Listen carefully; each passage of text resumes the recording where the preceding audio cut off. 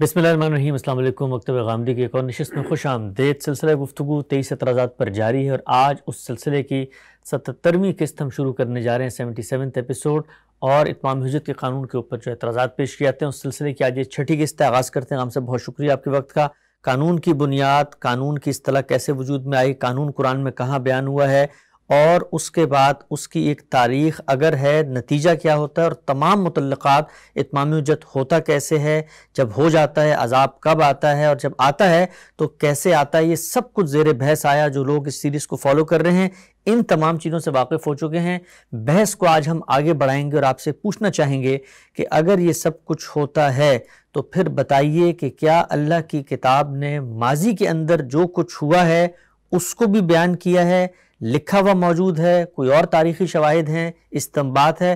قرآن مجید کیا تمام رسولوں کے ساتھ اس قانون کے اس نتیجے کو بیان کرتا ہے؟ اور پھر ہم آئیں گے رسول اللہ صلی اللہ علیہ وسلم پر کہ ان کے ساتھ بھی اگر یہ معاملہ ہوا تو کیسے ہوا۔ میں نے پچھلی نشست کا خاتمہ اسی بات پر کیا تھا کہ اللہ تعالیٰ جب کوئی قانون بیان کرتے ہیں، خواہ اس قانون کی نوعیت ایک سنت الہی کی ہو یا وہ کوئی شریعت کا کوئی ضابطہ ہو، ہر آدمی کے ذہن میں یہ سوال اس کے بعد پیدا ہوتا ہے کہ اگر یہ پیغمبروں سے متعلق کوئی چیز ہے تو اس پر عمل بھی ہوا ہوگا، اور اگر عمل ہوا ہوگا تو اس کی تاریخ کیا ہے۔ میں نے یہ عرض کیا تھا کہ ہمارے ہاں شریعت کے جو قوانین ہیں، رسالت مآب صلی اللہ علیہ وسلم کے زمانے میں ہم انتہائی کوشش کر کے یہ متعین کرنا چاہتے ہیں کہ رسالت مآب صلی اللہ علیہ وسلم کو اگر کسی چور سے معاملہ پیش آیا، کسی بدکار سے معاملہ پیش آیا، یا میراث کی کسی تقسیم کا کوئی معاملہ تھا، تو آپ نے اس قانون پر کس طریقے سے عمل کیا۔ چنانچہ یہ تاریخ ہے جو روایات کی روشنی میں بالعموم فقہ میں بھی بیان ہوتی ہے، یہ ہمارے ہاں عام مباحث میں بھی زیر بحث رہتی ہے۔ اس تاریخ کو جب ہم اس قانون کے حوالے سے جاننا چاہتے ہیں، یعنی جب قرآن مجید نے یہ اصول بیان کر دیا کہ ہر رسول کے ساتھ یہی معاملہ ہوا ہے، یہ ایک سنت الہی ہے، جزا و سزا کے معاملے میں اللہ تعالیٰ نے یہ قاعدہ طے کر رکھا ہے۔ اللہ تعالیٰ جب پیغمبر بھیجتا ہے تو اس پیغمبر کے براہ راست مخاطبین کے بارے میں اللہ کا یہ ضابطہ ہے کہ فَإِذَا جَاءَ رَسُولُهُمْ قُضِيَ بَيْنَهُمْ بِالْقِسْطِ وَهُمْ لَا يُظْلَمُونَ۔ جب رسول آ جاتا ہے تو پھر اس کے مخاطبین کے لیے فیصلہ اسی دنیا میں سنا دیا جاتا ہے اور اس میں ادنیٰ درجے کا ظلم نہیں کیا جاتا۔ اگر یہ ایک حقیقت ہے اور قرآن نے اس کو اسی طریقے سے بیان کیا ہے جس طرح کہ ہم نے اس کی وضاحت کی ہے، تو پھر میں نے یہ عرض کیا تھا کہ اس میں یہ ایک بڑا غیر معمولی واقعہ یہ بھی ہے کہ قرآن اس کی پوری تاریخ بھی خود ہی بیان کرتا ہے۔ ٹھیک، چنانچہ یہ تاریخ میں اب آپ کے سامنے رکھ رہا ہوں، اور اس کو میں نے 3 حصوں میں تقسیم کر دیا ہے، یعنی سیدنا موسیٰ علیہ السلام تک پیغمبروں کی تاریخ۔ قرآن مجید نے اس کو اسی طریقے سے بیان بھی کیا ہے۔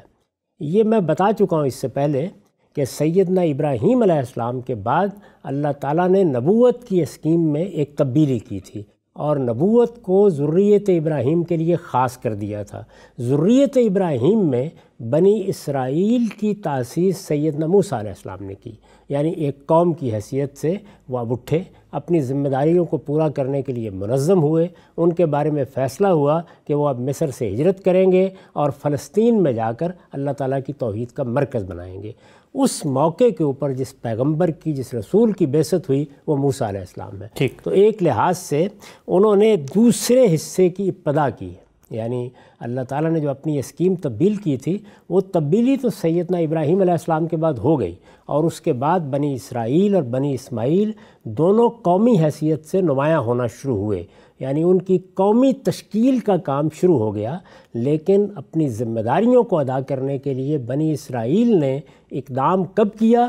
سیدنا موسیٰ علیہ السلام کے زمانے میں کیا۔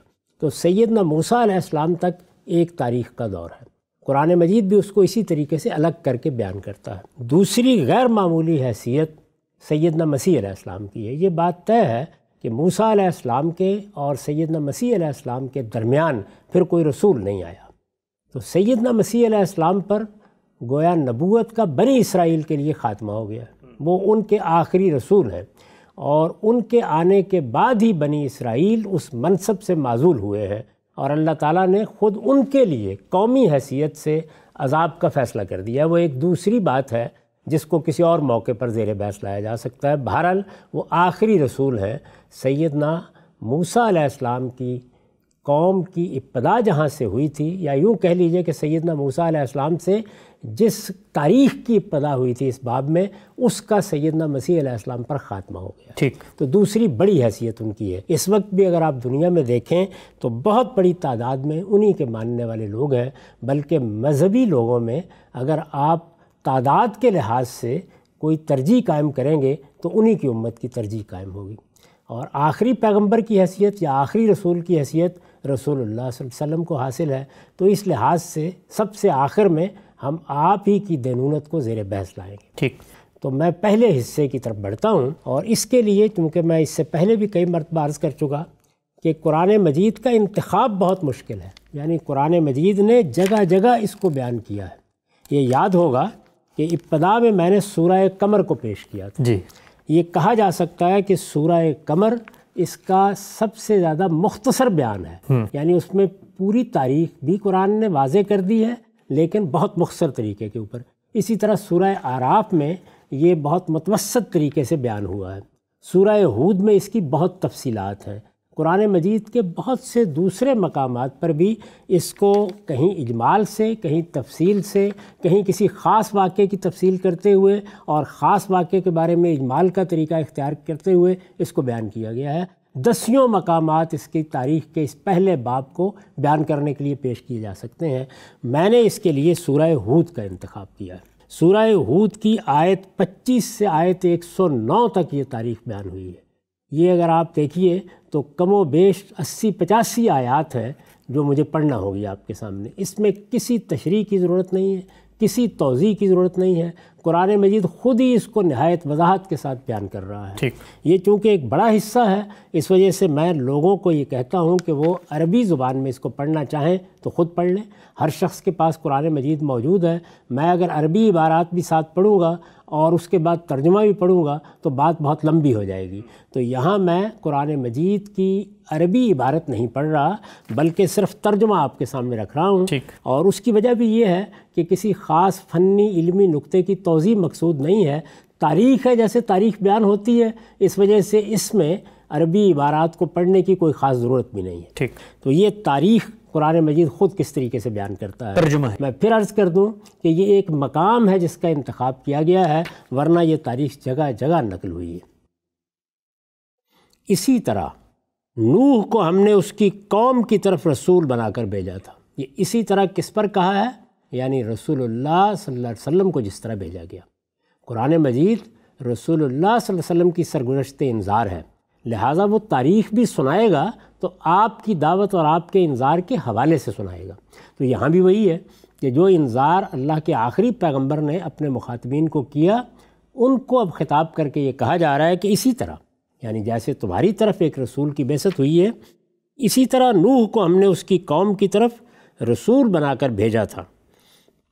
اس نے اپنی قوم کے لوگوں سے کہا، میں تمہارے لیے ایک کھلا ہوا خبردار کرنے والا ہوں کہ تم اللہ کے سوا کسی کی بندگی نہ کرو۔ ایسا کرو گے تو میں تم پر ایک دردناک دن کے عذاب کا اندیشہ رکھتا ہوں۔ اس پر اس کی قوم کے سرداروں نے جو منکر تھے جواب دیا، ہم تو تمہیں اپنے جیسا ایک آدمی ہی دیکھتے ہیں، اور ہمارے اندر جو اراذل ہیں انہی کو دیکھتے ہیں کہ بے سوچے سمجھے تمہارے پیچھے لگ گئے ہیں۔ ہم نہیں دیکھتے کہ ہمارے اوپر تمہیں کوئی بڑائی حاصل ہے، بلکہ ہم تو تمہیں بالکل جھوٹا سمجھ رہے ہیں۔ یہ دیکھیے دعوت کی یہ تاریخ کا خلاصہ کر دیا قرآن نے۔ نوح نے جواب دیا، میری قوم کے لوگوں ذرا سوچو، اگر میں اپنے پروردگار کی طرف سے ایک روشن دلیل پر ہوں، پھر اس نے خاص مجھے اپنی جناب سے رحمت بھی عطا فرمائی، اور وہ تمہیں نظر نہیں آئی، تو کیا ہم زبردستی اس کو تم پر چپکا دیں جب کہ تم اس سے بیزار ہو؟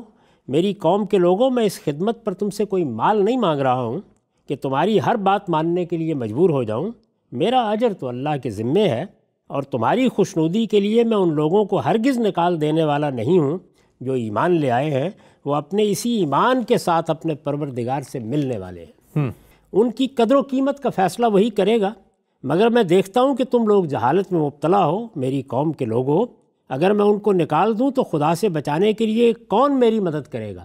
یہ اس مطالبے کا جواب ہے جو رسولوں کی قومیں بالعموم کرتی ہیں کہ یہ کیا لوگ ہیں یہ اراذل انفار، یہ چھوٹے لوگ، یہ کمین لوگ، ان کو آپ نے اپنے ساتھ شامل کر لیا ہے۔ اب ہم سردار اور اب ہم مترفین اور اب ہم متکبرین، وہ کیسے ان کے ساتھ بیٹھ سکتے ہیں؟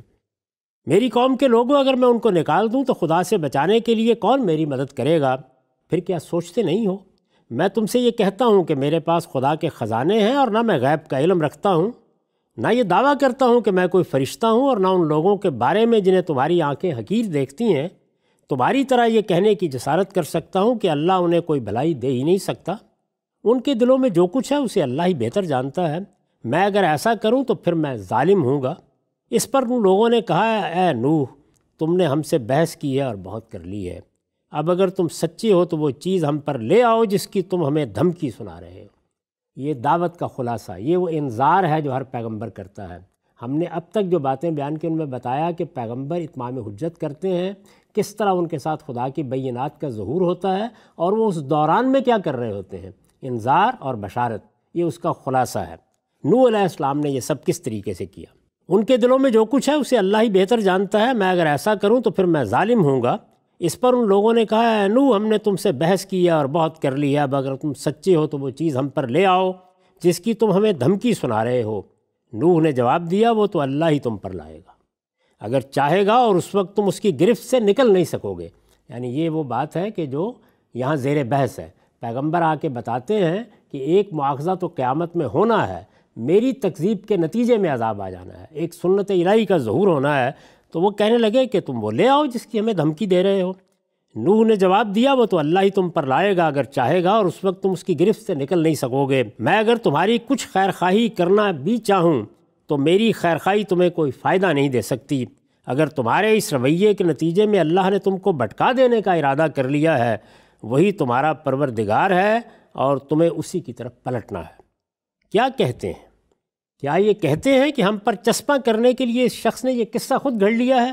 ان سے کہو، اے پیغمبر، اگر میں نے یہ خود گھڑا ہے تو میرے جرم کا وبال میرے ہی اوپر ہے، لیکن جانتے بوجھتے حقائق کو جھٹلا دینے کا جو جرم تم کر رہے ہو اس کی ذمہ داری تم ہی پر ہے، میں اس سے بری ہوں۔ یہ درمیان میں روک کر یہ بتایا کہ یہ جب قصے ان کو سنائے جاتے ہیں، یہ داستان ان کے سامنے رکھی جاتی ہے، تو یہ پیغمبر کے بارے میں یہ گمان کرتے ہیں کہ یہ گویا گھڑ گھڑ کے ہم کو سنا رہے ہیں۔ رسول اللہ کے مخاطبین تنبیہ کی ہے رسالت مآب صلی اللہ علیہ وسلم کے مخاطبین کو۔ پھر وہی بات آگے بڑھی۔ پھر نوح کو وحی کی گئی کہ تمہاری قوم کے لوگوں میں سے جو ایمان لا چکے ہیں، اب ان کے سوا کوئی ایمان لانے والا نہیں ہے۔ آخری نوبت آ گئی۔ پھر نوح کو وحی کی گئی کہ تمہاری قوم کے لوگوں میں سے جو ایمان لا چکے، اب ان کے سوا کوئی ایمان لانے والا نہیں ہے، سو ان کے کرتوتوں پر غم کھانا چھوڑو اور ہماری نگرانی میں اور ہماری ہدایت کے مطابق کشتی بناؤ۔ یہ گویا اب الٹیمیٹم کا وقت آ گیا، کشتی بناؤ۔ ان ظالموں کے حق میں مجھ سے کوئی بات نہ کرنا، یہ اب غرق ہو کر رہیں گے۔ نوح اس ہدایت کے مطابق کشتی بنانے لگا، اور اس کی قوم کے سردار جب اس کے پاس سے گزرتے تو اس کی ہنسی اڑاتے۔ وہ انہیں جواب دیتا کہ اگر ہمارے اوپر ہنستے ہو تو جس طرح تم ہنستے ہو اسی طرح ایک دن ہم بھی تم پر ہنسیں گے، پھر ان قریب جان لو گے کہ وہ کون ہیں جن پر وہ عذاب آتا ہے جو انہیں رسوا کر کے رکھ دیتا ہے۔ یہ یاد ہوگا کہ میں نے عرض کیا تھا کہ وہ عذاب ذلت کا عذاب ہے، یعنی جئیں گے تو ذلت کی زندگی، مریں گے تو ذلت کی موت۔ پھر ان قریب جان لو گے کہ وہ کون ہیں جن پر وہ عذاب آتا ہے جو انہیں رسوا کر کے رکھ دیتا ہے، اور وہ قہر نازل ہوتا ہے جو ان پر نازل ہو کر ٹھہر جاتا ہے۔ وہ یہی کرتے رہے یہاں تک کہ جب ہمارا حکم آ پہنچا اور طوفان ابل پڑا تو ہم نے کہا ہر قسم کے جانوروں کے جوڑے اس میں رکھ لو، نر و مادہ دو دو، اور ان کے ساتھ اپنے گھر والوں کو بھی اس کشتی میں سوار کرا لو، سوائے ان کے جن کے بارے میں حکم صادر ہو چکا ہے، اور ان کو بھی جو ایمان لائے ہیں، اور تھوڑے ہی لوگ تھے جو اس کے ساتھ ایمان لائے تھے۔ نوح نے کہا اس میں سوار ہو جاؤ، اس کا چلنا اور ٹھہرنا اللہ ہی کے نام سے ہے، میرا پروردگار البتہ بخشنے والا ہے، اس کی شفقت ابدی ہے۔ وہ کشتی پہاڑوں کی طرح اٹھتی ہوئی موجوں کے درمیان ان کو لے کر چلنے لگی، اور نوح نے اپنے بیٹے کو آواز دی جو کچھ فاصلے پر اس سے الگ تھا، بیٹا ہمارے ساتھ سوار ہو جاؤ اور ان منکروں کے ساتھ نہ رہو۔ اس نے پلٹ کر جواب دیا، میں ابھی کسی پہاڑ کی پناہ لے لوں گا جو مجھے اس پانی سے بچا لے گا۔ نوح نے کہا آج اللہ کے حکم سے کوئی بچانے والا نہیں ہے مگر جس پر وہ رحم فرمائے۔ اتنے میں ایک موج دونوں کے درمیان حائل ہوئی اور وہ بھی ڈوبنے والوں میں شامل ہو گیا۔ حکم ہوا اے زمین اپنا پانی نگل لے اور اے آسمان تھم جا۔ چنانچہ پانی اتار دیا گیا، فیصلہ چکا دیا گیا، کشتی جودی پر ٹک گئی اور کہہ دیا گیا کہ اس ظالم قوم پر خدا کی پھٹکار ہے۔ نوح نے اپنے رب کو پکارا اور کہا کہ پروردگار، میرا بیٹا تو میرے گھر والوں میں سے ہے، اور اس میں شبہ نہیں کہ تیرا وعدہ سچا ہے، اور تو سب فیصلہ کرنے والوں میں سے بہتر فیصلہ کرنے والا ہے۔ یعنی انہیں کلک ہوا کہ یہ میرا بیٹا کیوں اس طوفان کی نذر ہو گیا۔ فرمایا اے نوح، وہ تیرے گھر والوں میں سے نہیں ہے، وہ نہایت نابکار ہے، سو مجھ سے اس چیز کے بارے میں سوال نہ کرو جس کا تجھے کچھ علم نہیں ہے۔ یہ اب جلال دیکھیے، قہر دیکھیے جب یہ عذاب آتا ہے۔ میں تجھے نصیحت کرتا ہوں کہ جذبات سے مغلوب ہو جانے والوں میں سے نہ بنو۔ نوح نے فوراً عرض کیا، پروردگار میں تیری پناہ میں آتا ہوں کہ تجھ سے کوئی ایسی چیز مانگوں جس کا مجھے علم نہیں ہے۔ اب اگر تو مجھے معاف نہ کرے گا اور مجھ پر رحم نہ فرمائے گا تو میں نامراد ہو جاؤں گا۔ ارشاد ہوا، اے نوح اتر جاؤ ہماری طرف سے سلامتی کے ساتھ اور برکتوں کے ساتھ، تم پر بھی اور ان امتوں پر بھی جو ان سے ظہور میں آئیں گی جو تمہارے ساتھ ہیں، اور ان کے بعد کچھ ایسی امتیں بھی ہیں جنہیں ہم آگے بہرہ مند کریں گے، پھر ان کے جرائم کی پاداش میں ان کو بھی ہماری طرف سے ایک دردناک عذاب آ پکڑے گا۔ تو یہ بتا دیا کہ یہ پہلی دینونت ہے جس کا ظہور ہوا، یہ تاریخ یہاں سے شروع ہوتی ہے۔ یہ غیب کی باتیں ہیں جو اے پیغمبر ہم تمہاری طرف وحی کر رہے ہیں، اس سے پہلے نہ تم ان کو جانتے تھے نہ تمہاری قوم کے لوگ ان سے واقف تھے، اس لیے ثابت قدم رہو، انجام کار کی کامیابی انہی کے لیے ہے جو خدا سے ڈرنے والے ہیں۔ اسی طرح عاد کی طرف ہم نے ان کے بھائی ہود کو بھیجا، اس نے انہیں دعوت دی کہ میری قوم کے لوگوں، اللہ کی بندگی کرو، اس کے سوا تمہارا کوئی معبود نہیں ہے، حقیقت یہ ہے کہ اس کے مقابل میں تم محض جھوٹ کھڑ رہے ہو۔ میری قوم کے لوگوں، میں یہ بات تمہاری خیر خواہی کے لیے کہتا ہوں، میں اس پر تم سے کوئی اجر نہیں مانگتا، میرا اجر تو اسی کے ذمے ہے جس نے مجھے پیدا کیا ہے۔ پھر کیا سمجھتے نہیں ہو؟ میری قوم کے لوگوں، اپنے رب سے معافی مانگو، پھر اس کی طرف پلٹو، وہ تم پر چھاجوں میم برسائے گا اور تمہاری قوت پر مزید قوت کا اضافہ کرے گا، تم مجرم ہو کر روگردانی نہ کرو۔ اور ادھر ہمارا فیصلہ یہ ہے، تم ہمارے پاس کوئی کھلی نشانی لے کر تو آئے نہیں ہو، اور ادھر ہمارا فیصلہ یہ ہے کہ محض تمہارے کہنے سے ہم اپنے معبودوں کو چھوڑنے والے نہیں ہیں اور نہ تمہاری بات ماننے والے ہیں۔ ہم تو یہی کہیں گے کہ تمہارے اوپر ہمارے معبودوں میں سے کسی کی مار پڑی ہے۔ ہود نے کہا، میں خدا کو گواہ ٹھہراتا ہوں اور تم بھی گواہ رہو کہ جنہیں تم خدا کے ساتھ شریک بناتے ہو میں ان سے بالکل بری ہوں، سو تم سب مل کر جس طرح چاہو میرے خلاف چالیں چلو، پھر مجھے ذرا مہلت نہ دو۔ میں نے اللہ پر بھروسہ کر لیا ہے، اپنے اور تمہارے پروردگار پر، ہر جاندار کی چوٹی اسی کے ہاتھ میں ہے، میرا پروردگار یقیناً سیدھی راہ پر ہے۔ اس پر بھی اعراض کر رہے ہو تو میں نے وہ پیغام تمہیں پہنچا دیا ہے جو مجھے دے کر تمہاری طرف بھیجا گیا ہے۔ اب میرا رب تمہاری جگہ کسی دوسری قوم کو اقتدار کا مالک بنائے گا اور تم اس کا کچھ بگاڑ نہ سکو گے۔ یہ گویا قوم کی تباہی کا فیصلہ۔ یقیناً میرا رب ہر چیز پر نگہبان ہے۔ پھر ہوا یہ کہ جب ہمارا فیصلہ صادر ہو گیا تو ہم نے ہود کو اور ان لوگوں کو جو اس کے ساتھ ایمان لائے تھے اپنی رحمت سے نجات دی، اور اس طرح ایک نہایت سخت عذاب سے انہیں بچا لیا۔ یعنی پیغمبر اور اس کے ساتھیوں کے بارے میں اس دینونت کے موقع پر یہ ہوتا ہے۔ یہ تھے عاد، انہوں نے اپنے پروردگار کی آیتوں کا انکار کیا، اس کے رسولوں کی بات نہیں مانی، اور ہر جبار اور سرکش دشمن حق کے معاملے کی پیروی کرتے رہے۔ یہ دیکھیے، آیتوں کا انکار کیا، اس کے رسولوں کی بات نہیں مانی، یعنی وہی رسولوں کی تکذیب، ان کا کفر۔ آخر کار اس دنیا میں بھی ان کے پیچھے لعنت لگا دی گئی، اور قیامت کے دن بھی، دنیا میں بھی اور قیامت کے دن بھی۔ سن لو، عاد نے اپنے پروردگار سے کفر کیا، سن لو کہ عاد دھتکار دیے گئے، ہود کی قوم کے لوگ۔ اسی طرح سمود کی طرف ہم نے ان کے بھائی صالح کو رسول بنا کر بھیجا، اس نے انہیں دعوت دی کہ میری قوم کے لوگوں، اللہ کی بندگی کرو، اس کے سوا تمہارا کوئی معبود نہیں ہے، اسی نے تمہیں زمین سے اٹھا کھڑا کیا اور اس کی آبادی میں لگا دیا ہے، اس لیے اس سے معافی چاہو، پھر اس کی طرف رجوع کرو، میرا پروردگار قریب بھی ہے اور اپنے بندوں کی دعائیں قبول کرنے والا بھی۔ انہوں نے جواب دیا، اے صالح، اس سے پہلے تو ہمارے اندر تم سے بڑی امیدیں کی جاتی تھیں، لیکن تم اچھے نکلے۔ کیا اب ہمیں ان معبودوں کی پرستش سے روکنا چاہتے ہو جنہیں ہمارے باپ دادا پوجتے آئے ہیں؟ ہم تو اس چیز کے بارے میں جس کی طرف تم ہمیں بلا رہے ہو بڑے سخت شبے میں ہیں جس نے خلجان میں ڈال دیا ہے۔ اس نے کہا میری قوم کے لوگوں ذرا غور کرو، اگر میں اپنے پروردگار کی طرف سے ایک روشن دلیل پر ہوں اور اس نے مجھے اپنی طرف سے خاص اپنی رحمت سے بھی نواز دیا ہے تو مجھے خدا کی پکڑ سے کون بچائے گا اگر میں اس کی نافرمانی کروں؟ سو جو کچھ تم چاہتے ہو اس سے تم میری بربادی ہی میں اضافہ کرو گے۔ میری قوم کے لوگوں، یہ اللہ کی اونٹنی ہے۔ اب وہی وقت آ گیا جو کشتی بنانے کا سیدنا نوح کی قوم کے لیے آیا تھا۔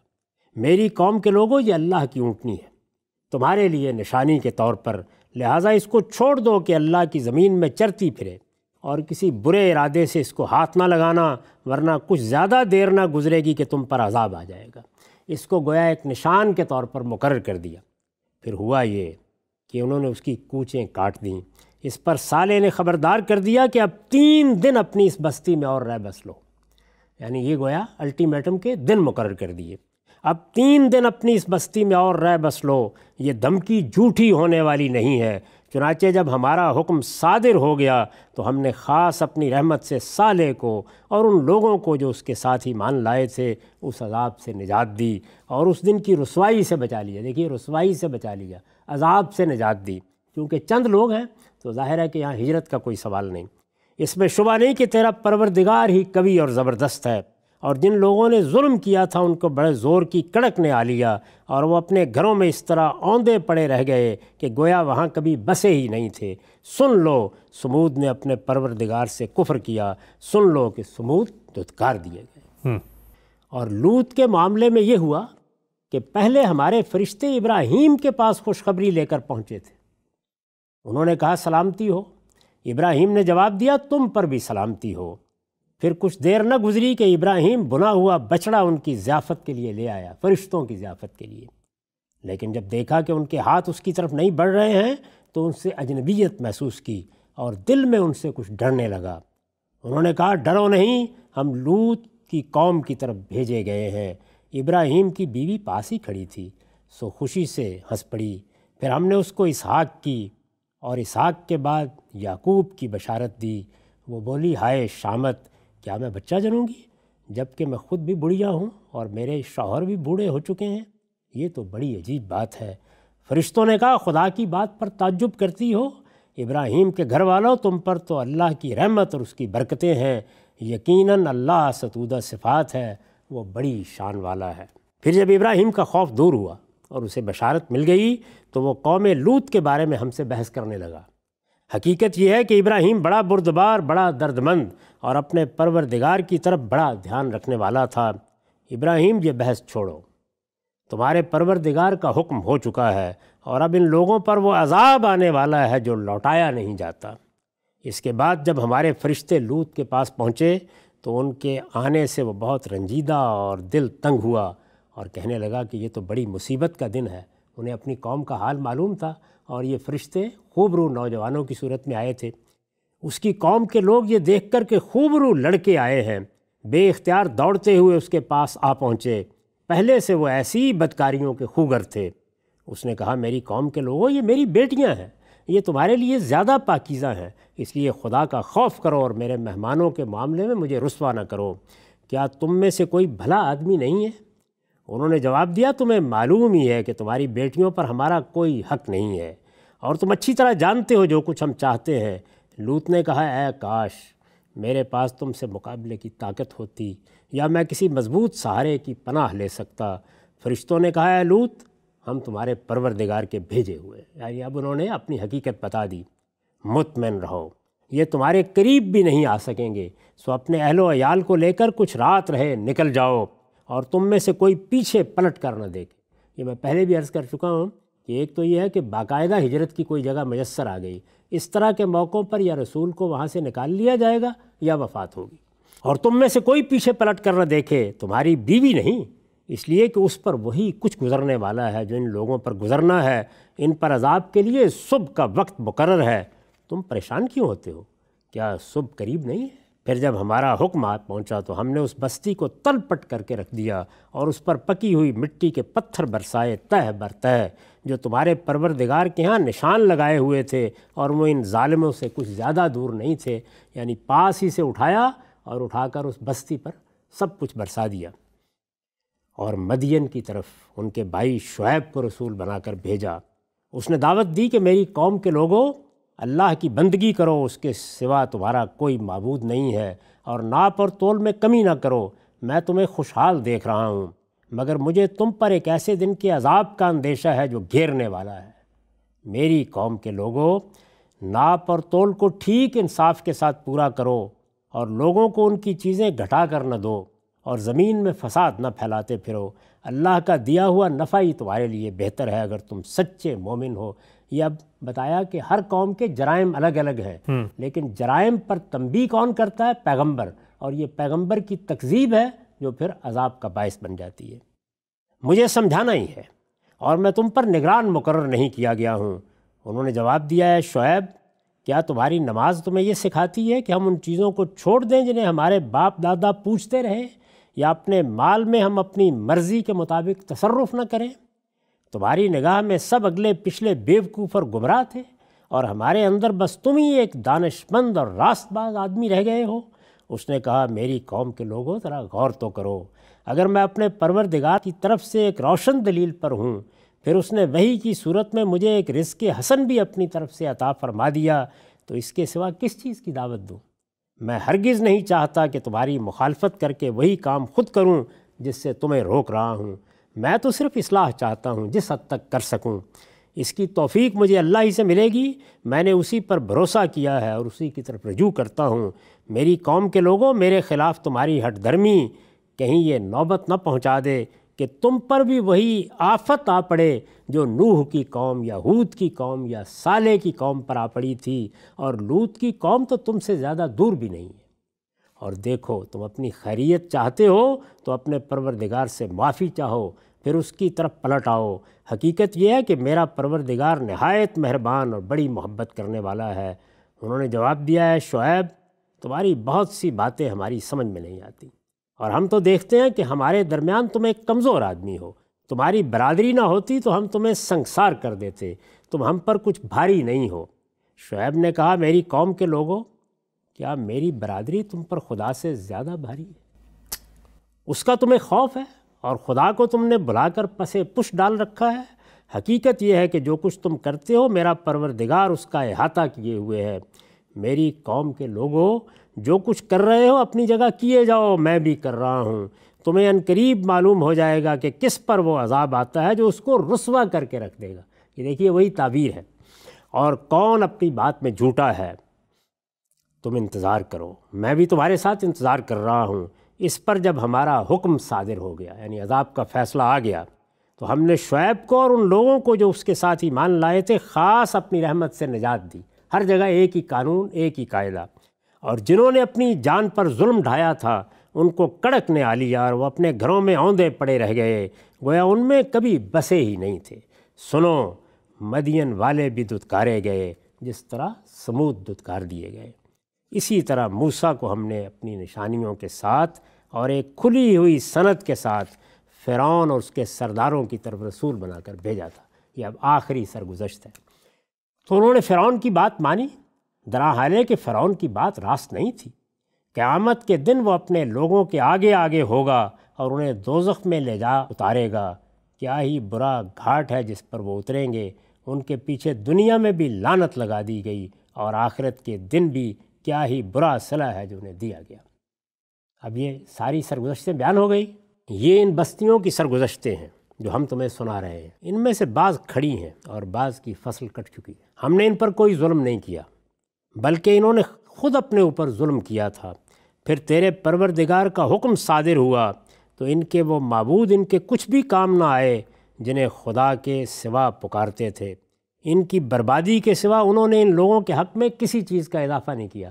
اب یہ پورے قانون پر تبصرہ کیا جا رہا ہے۔ تیرا پروردگار جب بستیوں کو پکڑتا ہے اور وہ ظلم کر رہی ہوتی ہیں تو اس کی پکڑ ایسی ہی ہوتی ہے۔ حقیقت یہ ہے کہ اس کی پکڑ بڑی دردناک اور سخت ہے۔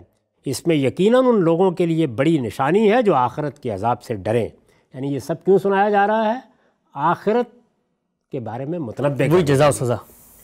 وہ ایک ایسا دن ہے جس کے لیے سب لوگ اکٹھے کیے جائیں گے، اور وہ حاضری کا دن ہوگا۔ ہم اس کو بس ایک گنتی کی مدت کے لیے ٹال رہے ہیں جب وہ دن آ جائے گا تو کوئی شخص خدا کی اجازت کے بغیر کلام نہ کر سکے گا۔ پھر لوگوں میں سے کچھ بدبخت ہوں گے اور کچھ نیک بخت۔ جو بدبخت ہوں گے وہ دوزخ میں جائیں گے، انہیں وہاں چیخنا اور چلانا ہے، وہ اسی میں پڑے رہیں گے جب تک اس عالم کے زمین و آسمان قائم ہیں، الا یہ کہ تیرا پروردگار کچھ اور چاہے۔ اس میں شک نہیں کہ تیرا پروردگار جو چاہے کر گزرنے والا ہے۔ رہے وہ جو نیک بخت ہیں تو وہ جنت میں ہوں گے، وہ اسی میں رہیں گے جب تک اس عالم کے زمین و آسمان قائم ہیں، الا یہ کہ تیرا پروردگار کچھ اور چاہے، اس کی طرف سے ایسی عطا کے طور پر جو کبھی منقطع نہ ہوگی۔ سو اے پیغمبر، تم ان چیزوں کے معاملے میں کسی تردد میں نہ پڑو جنہیں یہ پوچھتے ہیں، یہ اسی طرح پوچھ رہے ہیں جس طرح ان سے پہلے ان کے باپ دادا پوچھتے رہے۔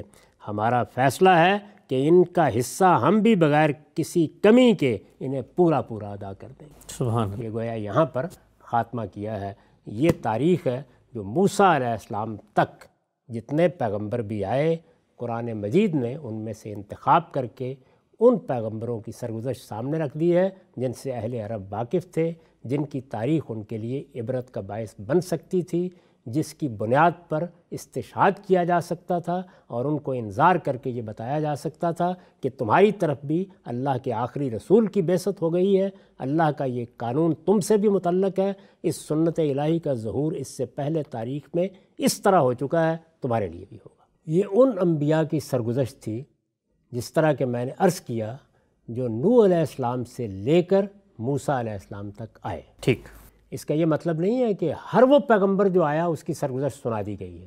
قرآن مجید نے سورہ نساء کی اس آیت میں، جس کو ہم نے ابتدا میں پیش کیا تھا، جس میں یہ بیان ہوا ہے کہ رسولوں کی بعثت کس لیے ہوتی ہے، واضح کر دیا تھا کہ کچھ وہ پیغمبر ہیں کہ جن کی سرگزشتیں ہم تمہیں سنائیں گے، اور کچھ وہ ہیں جن سے تم واقف ہی نہیں ہو، یعنی ان کی تاریخ گم ہو گئی، تو اس وجہ سے اب اگر وہ سنائی بھی جائے تو وہ لوگوں کے لیے ایک اجنبی تاریخ ہوگی۔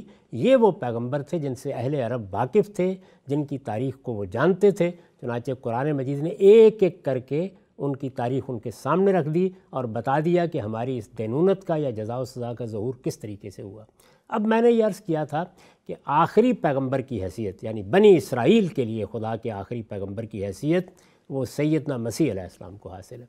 تو اب ہم یہ دیکھیں گے کہ سیدنا مسیح علیہ السلام کی سرگزشت کو قرآن کس طریقے سے بیان کرتا ہے۔ یہ آپ جانتے ہیں کہ سیدنا مسیح علیہ السلام کا ذکر بھی قرآن مجید میں کئی مقامات پر ہوا ہے۔ میں نے ان میں سے ایک مقام کا انتخاب کیا ہے اور وہ بھی اس کے آخری حصے کا۔ یہ سورہ آل عمران ہے اور میں اس کو پڑھ رہا ہوں آیت 48 سے۔ اس میں پہلے یہ بیان کیا گیا ہے کہ سیدنا مسیح علیہ السلام کی پیدائش کس طرح ہوئی۔ سیدہ مریم کی سرگزشت سنائی گئی ہے، یہ بتایا گیا ہے کہ وہ بن باپ کے پیدا ہوئے۔ اس پوری سرگزشت کو بیان کرنے کے بعد اب اللہ تعالیٰ اس جگہ پہنچ گئے ہیں جہاں وہ بتا رہے ہیں کہ یہ کیا پیغمبر ہیں، ان کی کیا حیثیت ہے، ان کے ساتھ کن بینات کا ظہور ہوگا، ہم نے انہیں کیا دے کر بھیجا ہے۔ یہ ساری سرگزشت نہایت مختصر طریقے سے ان آیات میں بیان ہو گئی ہے۔ جی دیکھیے ارشاد فرمایا ہے، وَيُعَلِّمُهُ الْكِتَابَ وَالْحِكْمَةَ وَالتَّوْرَاةَ وَالْإِنْجِيلَ وَرَسُولًا إِلَىٰ بَنِي إِسْرَائِيلَ أَنِّي قَدْ جِئْتُكُم بِآيَةٍ مِّن رَّبِّكُمْ أَنِّي أَخْلُقُ لَكُم مِّنَ الطِّينِ كَهَيْئَةِ الطَّيْرِ فَأَنفُخُ فِيهَا فَيَكُونُ طَيْرًا بِإِذْنِ اللَّهِ وَأُبْرِئُ الْأَكْمَهَ وَالْأَبْرَصَ وَأُحْيِي الْمَوْتَى بِإِذْنِ اللَّهِ وَأُنَبِّئُكُم بِمَا تَأْكُلُونَ وَمَا تَدَّخِرُونَ فِي بُيُوتِكُمْ إِنَّ فِي ذَلِكَ لَآيَةً لَّكُم إِن كُنتُم مُّؤْمِنِينَ وَمُصَدِّقًا لِّمَا بَيْنَ يَدَيَّ مِنَ التَّوْرَاةِ وَلِأُحِلَّ لَكُم بَعْضَ الَّذِي حُرِّمَ عَلَيْكُمْ وَجِئْتُكُم بِآيَةٍ مِّن رَّبِّكُمْ فَاتَّقُوا اللَّهَ وَأَطِيعُونِ إِنَّ اللَّهَ رَبِّي وَرَبُّكُمْ فَاعْبُدُوهُ هَٰذَا صِرَاطٌ مُّسْتَقِيمٌ۔ یہ گویا ان کا تعارف ہے، اور ذرا سنیے، لہٰذا اسی طرح ہوگا، اور اللہ اسے قانون اور حکمت سکھائے گا، یعنی تورات و انجیل کی تعلیم دے گا، اور اس کو بنی اسرائیل کی طرف رسول بنا کر بھیجے گا۔ چنانچہ یہی ہوا، اور اس نے بنی اسرائیل کو دعوت دی کہ میں تمہارے پروردگار کی طرف سے نشانی لے کر آیا ہوں، میں تمہارے لیے مٹی سے پرندے کی ایک صورت بناتا ہوں، پھر اس میں پھونکتا ہوں تو اللہ کے حکم سے وہ فی الواقع پرندہ بن جاتی ہے، اور مادرزاد اندھے اور کوڑی کو اچھا کرتا ہوں، اور اللہ کے حکم سے مردوں کو زندہ کر دیتا ہوں، اور میں تمہیں بتا سکتا ہوں جو کچھ تم کھا کر آتے ہو اور جو اپنے گھروں میں جمع رکھتے ہو، اس میں تمہارے لیے یقیناً ایک بڑی نشانی ہے۔ یعنی اس طرح کے معجزات وہ لے کر آئے۔ اگر تم ماننے والے ہو، اور میں تورات کی تصدیق کرنے والا بن کر آیا ہوں جو مجھ سے پہلے آ چکی ہے، اور اس لیے آیا ہوں کہ تمہارے لیے بعض ان چیزوں کو حلال ٹھہراؤں جو تم پر حرام کر دی گئی ہیں، اور دیکھو میں تمہارے پروردگار کی طرف سے تمہارے پاس نشانی لے کر آیا ہوں، سو اللہ سے ڈرو اور میری بات مانو، یقیناً اللہ ہی میرا بھی رب ہے اور تمہارا بھی، لہٰذا تم اسی کی بندگی کرو، یہی سیدھی راہ ہے۔ اس سے پہلے میں نے آپ کو بتایا کہ سورہ ہود میں پیغمبر اپنی دعوت کیسے پیش کرتے رہے ہیں، یہاں سیدنا مسیح علیہ السلام کی دعوت کا خلاصہ قرآن مجید نے سامنے رکھ دیا۔ اس کے بعد دیکھیے اب انجام بیان کیا ہے۔ جی، فرمایا فلما احس عیسیٰ منہم الکفر قال من انصاری الی اللہ قال الحواریون نحن انصار اللہ آمنا باللہ واشہد بأننا مسلمون ربنا آمنا بما انزلت واتبعنا الرسول فاکتبنا مع الشاہدین ومکروا ومکر اللہ واللہ خیر الماکرین اذ قال اللہ یا عیسیٰ انی متوفیک ورافعک الیہ ومطہرک من الذین کفروا وجاعل الذین اتبعوک فوق الذین کفروا الی یوم القیامہ ثم الی مرجعکم فاحکم بینکم فیما کنتم فیہ تختلفون فاما الذین کفروا فاعذبہم عذابا شدیدا فی الدنیا والآخرہ وما لهم من ناصرین واما الذین آمنوا وعملوا الصالحات فیوفیہم اجورہم واللہ لا یحب الظالمین۔ یہ اب خاتمہ ہو گیا، اور دیکھیے ترجمہ کیا ہے۔ پھر جب عیسیٰ نے محسوس کیا کہ یہ لوگ انکار ہی کریں، یعنی اب ان کے ماننے کا امکان ختم ہو گیا، پھر جب عیسیٰ نے محسوس کیا کہ یہ لوگ انکار ہی کریں گے، اور اس نے حواریوں سے کہا کون اللہ کی راہ میں میرا مددگار ہوتا ہے، حواریوں نے جواب دیا ہم ہیں اللہ کے مددگار، ہم اللہ پر ایمان لائے ہیں اور آپ گواہ رہیے کہ ہم نے سر تسلیم خم کر دیا ہے، پروردگار ہم نے اسے مان لیا ہے جو آپ نے نازل کیا ہے، اور اس کے تقاضوں کو پورا کرنے کے لیے رسول کی پیروی اختیار کر لی ہے، سو آپ ہمیں اس کی گواہی دینے والوں میں لکھ لیں۔ یہ ہوا، اور بنی اسرائیل نے اس کے خلاف خفیہ تدبیریں کرنا شروع کیں، یعنی پہلا مرحلہ کہ رسول کی بات مانی نہیں، اور نوبت یہاں تک پہنچ گئی کہ اللہ نے فرما دیا کہ اب ماننے کا کوئی امکان بھی باقی نہیں رہا۔ دوسرا مرحلہ، اب انہوں نے خفیہ تدبیریں کرنا شروع کیں کہ اب رسول کا خاتمہ ہی کر دیا جائے۔ یہ ہوا، اور بنی اسرائیل نے اس کے خلاف خفیہ تدبیریں کرنا شروع کیں، اور اللہ نے بھی اس کے جواب میں خفیہ تدبیر کی، اور ایسی تدبیروں میں اللہ سب سے بڑھ کر ہے۔ اس وقت جب اللہ نے کہا اے عیسیٰ میں نے فیصلہ کیا ہے، یہ اب تدبیر ہے اللہ کی۔ آپ جانتے ہیں نا کہ دوسری جگہوں پر یہ واضح کیا گیا ہے کہ اللہ کیسے انہیں اٹھا لے گئے۔ اس وقت جب اللہ نے کہا اے عیسیٰ میں نے فیصلہ کیا ہے کہ تجھے وفات دوں گا اور اپنی طرف اٹھا لوں گا، اور تیرے ان منکروں سے تجھے پاک کروں گا، اور تیری پیروی کرنے والوں کو قیامت کے دن تک ان منکروں پر غالب رکھوں گا، پھر تم سب کو بالآخر میرے پاس آنا ہے، تو اس وقت میں تمہارے درمیان ان چیزوں کا فیصلہ کر دوں گا جن میں تم اختلاف کرتے رہو ہو۔ سو یہی منکرین ہیں جن کو میں دنیا اور آخرت دونوں میں سخت سزا دیتا ہوں، اور وہ اپنے لیے کوئی مددگار نہیں پاتے، اور جنہوں نے مانا اور اچھے عمل کیے تو ان کو اللہ ان کا پورا اجر عطا فرماتا ہے، اور حقیقت یہ ہے کہ اس طرح کے ظالموں کو اللہ ہرگز دوست نہیں رکھتا۔ اب یہ بتا دیا کہ یہ جو تمہارے منکرین ہیں ان کے لیے دنیا میں بھی سزا ہے اور آخرت میں بھی سزا ہے۔ ٹھیک، خود مسیح علیہ السلام نے اس سزا کے بارے میں لوگوں کو بتایا، یعنی یہاں قرآن مجید اس کو بیان کر رہا ہے۔ اب ذرا متی کی انجیل سنیے۔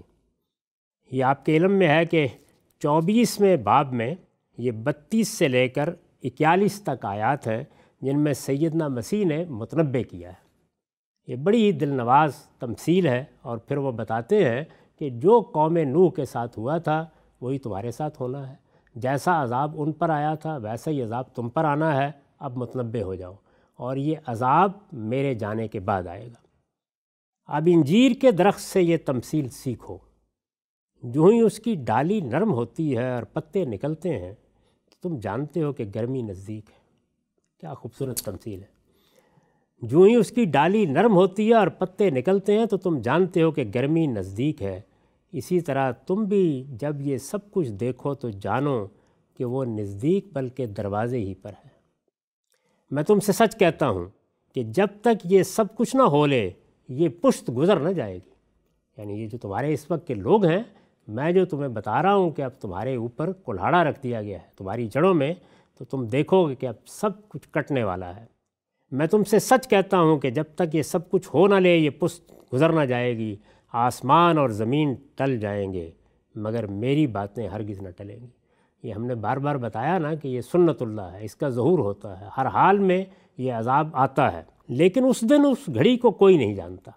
ہر جگہ قرآن مجید یہی بتاتا ہے کہ یہ پیغمبر کو بھی معلوم نہیں ہوتا کہ کب اللہ کا فیصلہ صادر ہو جائے گا، لیکن اس دن اس گھڑی کو کوئی نہیں جانتا، آسمان کے فرشتے بھی نہیں مگر فقط باپ۔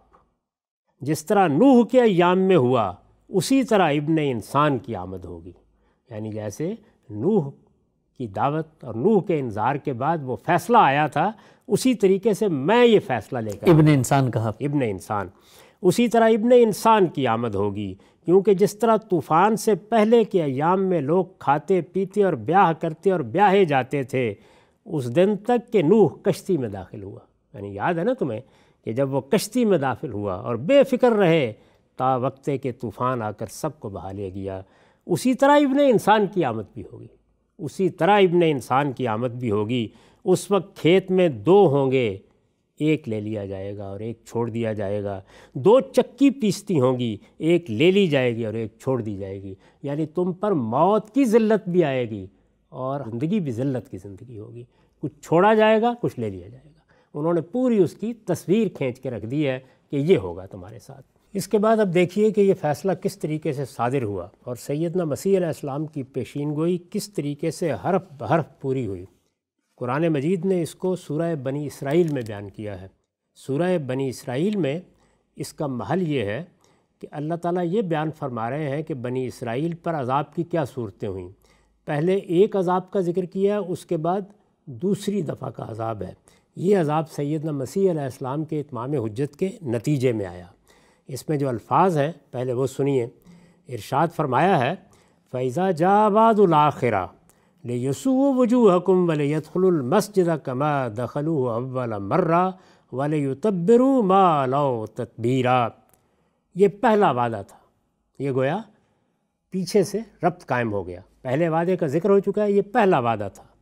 اس کے بعد جب دوسری بار کے وعدے کا وقت آ جاتا ہے تو ہم اپنے کچھ دوسرے زور آور بندے اٹھا کر کھڑے کرتے ہیں، اس لیے کہ وہ تمہارے چہرے بگاڑ دیں اور تمہاری مسجد میں اسی طرح گھس پڑیں جس طرح وہ پہلی بار اس میں گھس پڑے تھے، اور جس چیز پر قابو پائیں اس کو تہس نہس کر ڈالیں۔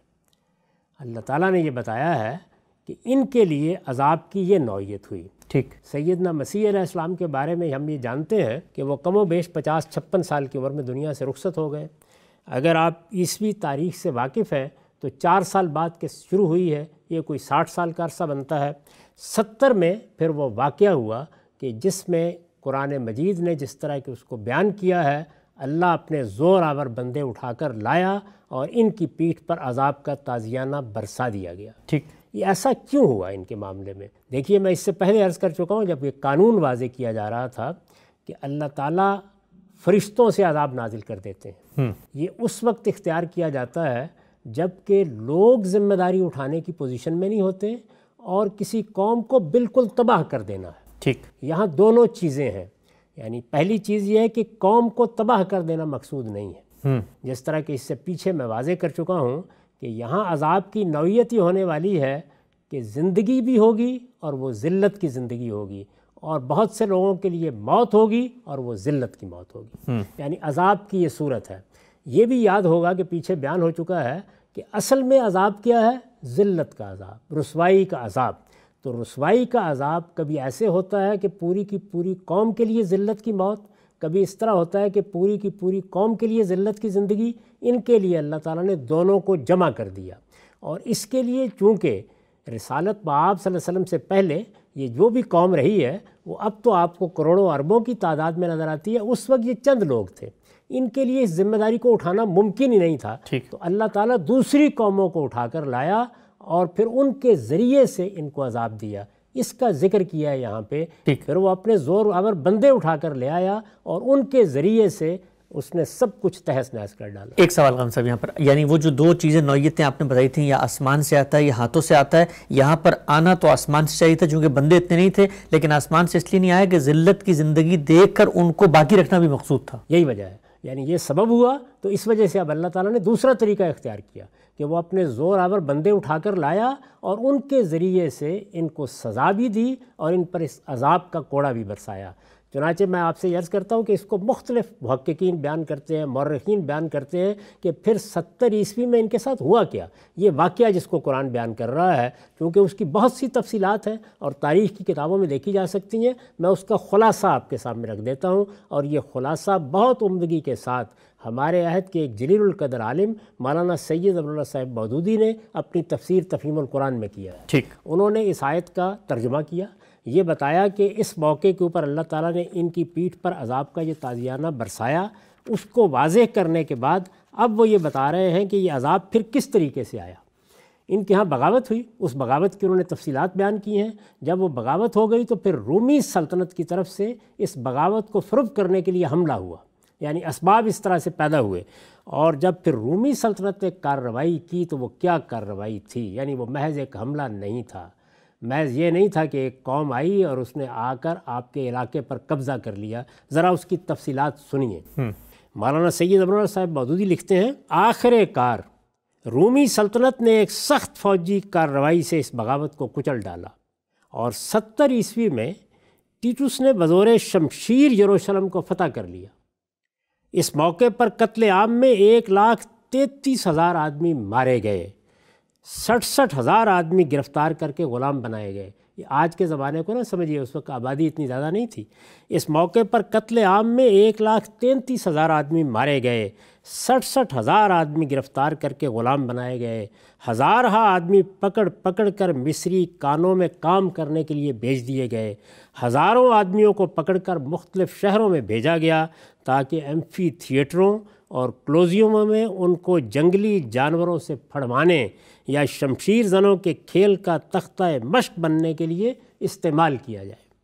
تمام دراز قامت اور حسین لڑکیاں فاتحین کے لیے چن لی گئیں، اور یروشلم کے شہر اور ہیکل کو مسمار کر کے پیوند خاک کر دیا گیا۔ یعنی اندازہ کریں اگر ہمارے ساتھ خدا نخواستہ یہ ہو، مکے کو پیوند خاک کر دیا جائے، بیت اللہ کو مسمار کر دیا جائے، اور یروشلم کے شہر اور ہیکل کو مسمار کر کے پیوند خاک کر دیا گیا۔ اس کے بعد فلسطین سے یہودی اثر و اقتدار ایسا مٹا کہ 2000 برس تک اس کو پھر سر اٹھانے کا موقع نہ ملا، اور یروشلم کا ہیکل مقدس پھر کبھی تعمیر نہ ہو سکا، آج بھی تعمیر نہیں ہو سکا۔ بعد میں کیسر ہڈریان نے اس شہر کو دوبارہ آباد کیا، مگر اب اس کا نام ایلیا تھا، اور اس میں مدت ہائے دراز تک یہودیوں کو داخل ہونے کی اجازت نہ تھی۔ اچھا، یہ نتیجہ نکلا، یہ عذاب اس طریقے سے آیا، اور اللہ تعالیٰ نے اس قوم کو جو اللہ کی منتخب قوم تھی، سیدنا مسیح علیہ السلام کی طرف سے اتمام حجت کے بعد اس طرح سزا دی۔ یہ وہ سزا ہے جس کی پیشین گوئی انہوں نے خود کی تھی، جس کا ذکر قرآن مجید نے ان آیات میں کر دیا، اور یہاں سورہ بنی اسرائیل میں یہ بتا دیا کہ اس کے لیے اللہ کی طرف سے کیا اہتمام ہوا۔ یہ اس اہتمام کی تصویر ہے جو میں نے آپ کے سامنے مولانا صاحب مودودی کے الفاظ میں رکھ دی۔ ابھی صاحب، قوم نوح، عاد، سمود، صالح، شعیب اور ہود کے ساتھ کیا معاملہ، اور اس کے بعد بنی اسرائیل کے آخری پیغمبر اور رسول سیدنا مسیح کی قوم پر ان کی تکذیب کے نتیجے میں عذاب آیا تو کیسے آیا، قرآن مجید کا اتنا مفصل مطالعہ، اور اس کے بعد خود سیدنا مسیح کی زبانی بائبل کے حوالہ جات بھی آپ نے پیش کیے۔ بات یہاں تک پہنچ چکی ہے کہ قانون پایا جاتا ہے، اس پر عمل درآمد بھی ہوا، رسول خود اس کا حوالہ دے رہے ہیں۔ قرآن نے نہ صرف ایک حکایت کیا بلکہ پوری داستان بھی سنا دی ہے، اور اس کے بعد وہ اہم مرحلہ اب آ گیا ہے کہ ہم آپ سے یہ جانیں کہ اگر یہ سب کچھ ہوا تو پھر کیا رسول اللہ صلی اللہ علیہ وسلم کے معاملے میں بھی قرآن اسی صراحت کے ساتھ یہ سب کچھ بتاتا ہے، اور رسالت مآب صلی اللہ علیہ وسلم نے کیا خود اپنی زبانی بھی اس کو بیان کیا ہے؟ یہ سب کچھ جانیں گے انشاءاللہ۔ وقت یہاں پہ ختم ہوتا ہے، اجازت دیجیے، اب تک آپ کے وقت کا بہت شکریہ۔